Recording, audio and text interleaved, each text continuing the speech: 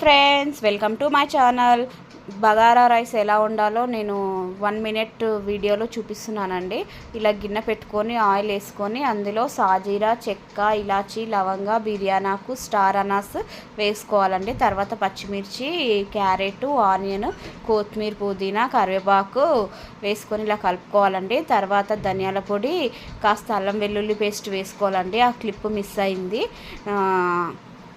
అవి మంచిగా మగ్గాక మనం గ్లాస్ బియ్యానికి గ్లాసున్నర వాటర్ పోసుకోవాలండి. నేను 4 గ్లాస్ రైస్ తీసుకున్నాను, 6 గ్లాస్ వాటర్ పోసాను. టేస్ట్కి సరిపడా సాల్ట్ వేసుకోవాలి.